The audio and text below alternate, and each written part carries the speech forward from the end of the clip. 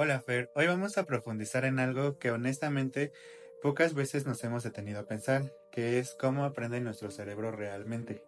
Así es, Carlos, porque muchas veces pensamos que aprender es solo memorizar o estudiar mucho, pero la ciencia hoy nos muestra que hay mucho más detrás, como el cuerpo, las emociones, las relaciones, las pantallas, el descanso. Todo esto juega un papel importante. Totalmente. Hoy vamos a conversar sobre eso en base en lo que nos aportan grandes referentes y sobre todo cómo aplicarlo en la vida cotidiana. Y bueno, si tenemos que empezar por algo, es por lo que Francisco Mora nos repite siempre. Sin emoción, no hay aprendizaje. Claro, porque el cerebro necesita activarse y necesita emocionarse para realmente guardar y procesar lo que está recibiendo. Y aquí es donde entra el famoso cuarteto de la felicidad, que es la clave para entender cómo el cerebro regula el aprendizaje y el bienestar.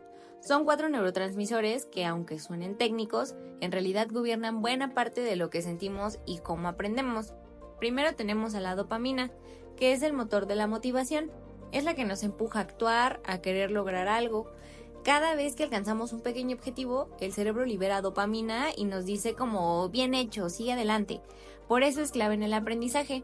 Si el alumno ve este progreso, recibe el premio interno que lo anima a seguir. También tenemos a la serotonina, que es la responsable del equilibrio emocional. Nos ayuda a sentirnos tranquilos, estables y con buen estado de ánimo. Cuando la serotonina está baja, aparece la ansiedad, el desánimo, incluso la dificultad para concentrarse. Un alumno tranquilo emocionalmente puede enfocarse mejor. Otra es la oxitocina, que también la conocemos como la hormona del vínculo, y es la que sentimos cuando estamos en ambientes de confianza, con personas que nos apoyan. Cuando el alumno siente que el maestro de verdad lo valora, que el grupo es seguro, que no hay humillación ni juicio, su oxitocina sube y el cerebro baja sus defensas emocionales. Así se puede aprender mejor. Y por último tenemos las endorfinas, que son las encargadas de darnos la sensación de bienestar, de disfrute, incluso de alivio físico ante el esfuerzo. Se liberan, por ejemplo, cuando nos reímos, cuando hacemos ejercicio o incluso cuando sentimos satisfacción al comprender algo difícil. Cuando los cuatro trabajan en equipo, el cerebro está en su mejor estado para aprender. Se encuentra motivado, tranquilo, conectado socialmente y disfrutando del proceso. El aula ideal no es solo la que enseña contenidos, sino la que crea las condiciones para que este cuarteto funcione bien. Entonces, cuando un maestro o un entorno logran generar un clima donde hay motivación, buen ambiente, pequeños logros y seguridad emocional, esos neurotransmisores trabajan a favor del aprendizaje. Así es, y si falla alguno es mucho más difícil. Por ejemplo, cuando hay ansiedad, o sea, la falta de serotonina o desmotivación, cuando la dopamina anda baja, el cerebro literalmente no quiere aprender. Y justamente uno de los factores del entorno que hoy más infiere en esas condiciones es el uso constante de las pantallas y de las tecnologías. Claro, porque por más que tengamos bien activado ese cuarteto, si estamos sometidos todo el día a notificaciones, redes sociales, las gratificaciones inmediatas, el cerebro empieza a funcionar de una forma completamente diferente y ahí es donde empieza el gran problema atencional del que habla Marian Rojas. Ella lo llama la cultura de la gratificación instantánea. Las notificaciones, los likes, los videos cortos generan microdescargas de dopamina. Eso hace que el cerebro se acostumbre a estímulos rápidos y más permanentes. Y el problema es que el aprendizaje no funciona así. Aprender requiere atención sostenida y algo de frustración, esfuerzo y espera. Exacto. Por eso vemos a tantos chicos que tienen dificultad para concentrarse más de 10 minutos en algo que no les da una recompensa inmediata. Pero la clave aquí es educar al autocontrol, enseñarles a tolerar el aburrimiento, a estar sin pantallas, a enfocarse. La respiración consciente puede ser una gran herramienta a esto. Las pantallas no son en sí malas, pero cuando se convierten en nuestro ambiente principal, terminan agotando esa capacidad de atención sostenida, que es justo lo que necesitamos para aprender. Sí, claro, es como si al cerebro le estuvieran robando su energía de calidad para el aprendizaje profundo y lo mantienen todo el día en modo superficial. Y lo curioso es que muchas veces pensamos que el problema es tan solo desconectarse del celular, pero en realidad es mucho más, es algo mucho más integral. El cerebro no trabaja solo. está todo el tiempo recibiendo señales de nuestro cuerpo, de cómo respiramos, de cómo dormimos o incluso de cómo nos movemos. Exactamente, y ahí es donde entra algo que cada vez tiene más evidencia, la conexión entre el cuerpo y la mente. Y aquí es donde Nazaret Castellanos lo resume muy bien. Ella dice que el cerebro no flota en el aire, el cuerpo y el cerebro son un solo sistema. Todo lo que hacemos con el cuerpo, desde cómo respiramos, cómo dormimos o cómo nos alimentamos, está modulado como función del cerebro a nivel aprendizaje, memoria y atención. Así es, y cuando un niño duerme mal, o respira agitado, o no tiene actividad física, su cerebro está funcionando bajo una carga constante de estrés, y un cerebro estresado prioriza el sobrevivir, no aprender. Por eso la importancia de las pausas activas, de respirar profundo antes de una evaluación, de cuidar los hábitos de sueño en nuestros alumnos, son pequeñas cosas que tienen un impacto brutal en su cantidad de concentrarse y de estar presentes en el aula. Y fíjate, Carlos, que aquí es donde empezamos a ver que no todos reaccionan igual ante estas condiciones. Hay niños que con muy poco estrés colapsan y otros lo manejan mejor. Y justamente ahí es donde entra más bien el siguiente punto. Cada cerebro es único porque cada historia personal es distinta. No todos traen las mismas mochilas emocionales. Sí, y es por eso que entender esa realidad interna de cada alumno nos lleva a la siguiente gran idea que propone Carl Rogers. Cada uno construye su propia realidad de aprendizaje. O sea que cada estudiante tiene sus propias experiencias, emociones, creencias y miedos. No todos aprenden igual.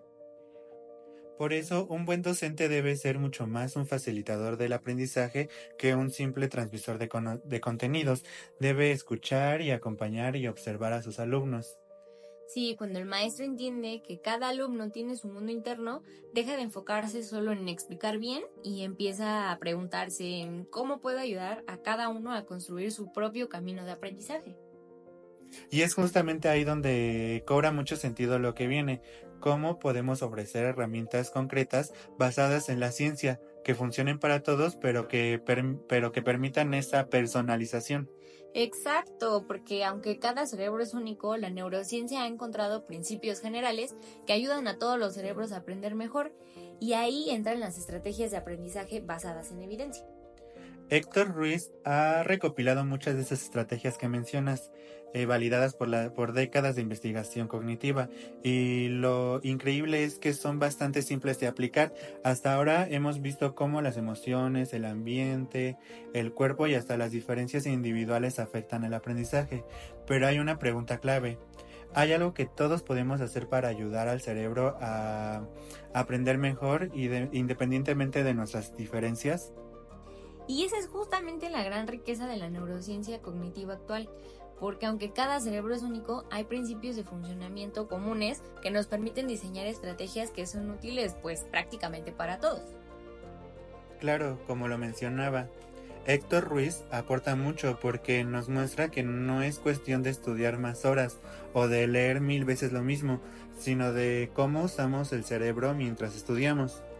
Exacto, y por ejemplo, él explica que una de las prácticas más eficaces es hacer el esfuerzo activo de recordar lo que hemos aprendido, no limitarse solamente a subrayar o releer, sino intentar recuperar la información desde la memoria, explicarla con nuestras propias palabras o incluso, aunque nos equivoquemos al principio, pues no pasa nada. Ese esfuerzo de sacar la información es lo que fortalece las conexiones neuronales.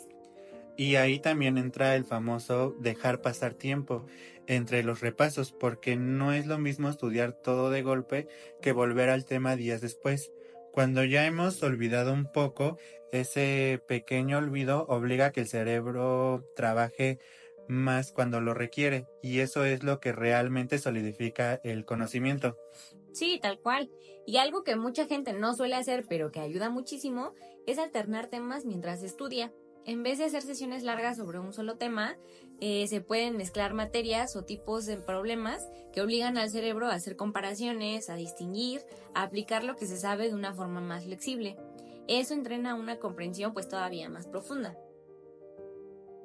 Y antes de empezar a estudiar algo nuevo, siempre ayuda dar un panorama general. Si el cerebro tiene un mapa previo de lo que va a recibir, organiza mucho mejor la nueva información. Y no podemos olvidar la importancia de autoevaluarnos durante el proceso. No esperar al examen para saber si entendimos, sino ir verificándolo en el camino con preguntas o pequeños test o con autoexplicaciones. Así detectamos errores pronto y podemos corregir mientras aún estamos aprendiendo. En el fondo, Fer, lo que Héctor Ruiz nos recuerda es que aprender no es solo acumular información, sino hacer trabajar activamente el cerebro durante el proceso. Exacto, o sea, no es la cantidad de horas, es la calidad del esfuerzo cognitivo. Y lo más bonito es que todas las estrategias se pueden enseñar desde pequeños para que los estudiantes no solo aprendan contenido, sino que aprendan a aprender. Y bueno, vamos ahora a integrar todo esto en acciones prácticas. Por ejemplo, en el aula tenemos que crear un clima emocional seguro, fomentar la curiosidad desde las preguntas, incorporar pausas activas y respiración, evaluación continua, no solo en exámenes finales, y limitar el uso de pantallas. Pero fuera del aula también tenemos que respetar el sueño, hacer ejercicio frecuentemente, tener un tiempo de calidad sin pantallas, cuidar nuestros vínculos afectivos y hacer prácticas diarias de gratitud o meditación. Claro, porque no se trata de hacer cambios radicales de un día para otro, sino de ir sumando pequeños hábitos que juntos transformen el aprendizaje y nuestro bienestar. Y fíjate, Carlos, cuando uno mira todo lo que hemos conversado, queda claro que el aprendizaje no es solo un proceso mecánico ni automático, ni tampoco se trata simplemente de llenar la mente de datos.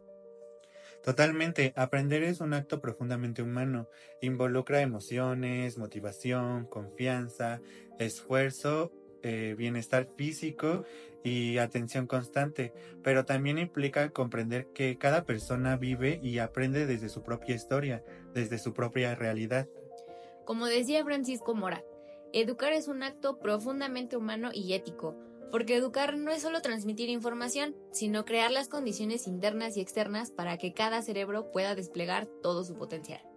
Y también como insiste esta Marian Rojas, si no gestionamos bien las emociones, no podemos aprender bien.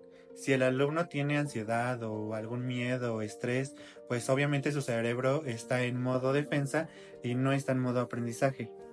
Y tampoco podemos olvidar lo que nos enseña Nazaret Castellanos. No es solo la mente, es todo el cuerpo dialogando con el cerebro. El cómo respiramos, cómo dormimos, cómo nos movemos, están permanentemente influyendo cómo pensamos, cómo recordamos y también en cómo decidimos. Y por último, como Carlos Rogers nos recuerda, cada persona contribuye a su propia realidad.